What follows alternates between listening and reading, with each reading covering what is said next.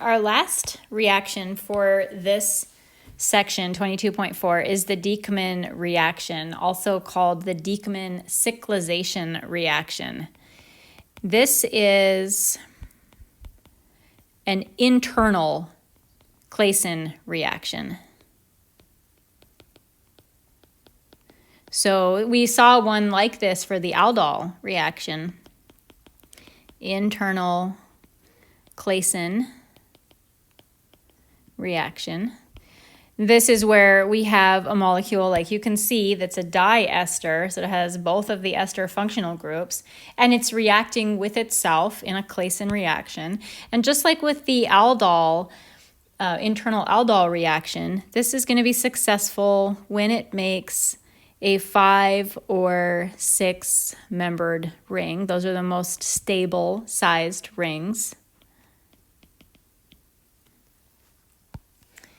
So otherwise, this reaction is not any different than anything that you've already seen. We want to start by identifying the alpha hydrogen in our molecule because any one of them could be removed. Now this, I've picked a symmetrical molecule, which makes it nice and easy for us to work with.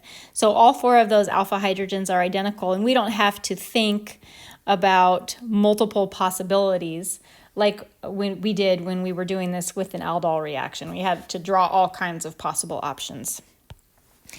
So let's start by drawing our enolate.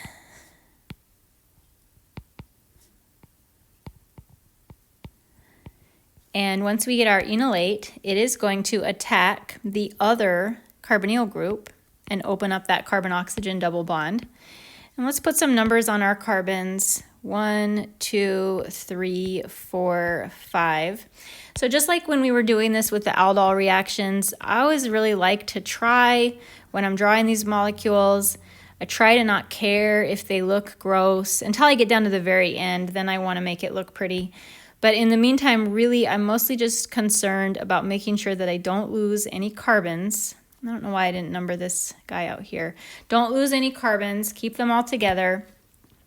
When I did that attack from 5 to 1, I created a bond from carbon 5 to carbon 1. So that is the ugliest way to draw a ring possible, but that's okay because we'll make it look better.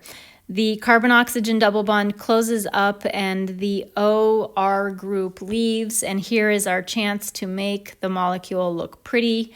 How many carbon atoms are in that ring? That's a 1, 2, 3, 4, 5 membered ring. 1, 2, 3, 4, 5 membered ring. 1, 2, 3, 4, 5.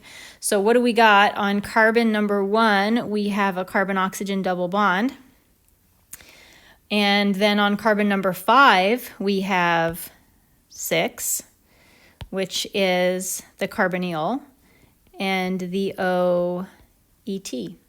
There it is. Now, we still are going to have the same issue with that base coming along and abstracting from our double E alpha position, which is carbon number 5 of the ring.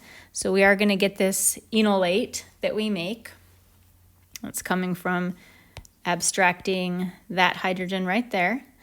And so that means that we're going to need to put a little bit of H3O plus in there to get our product back. Just like that.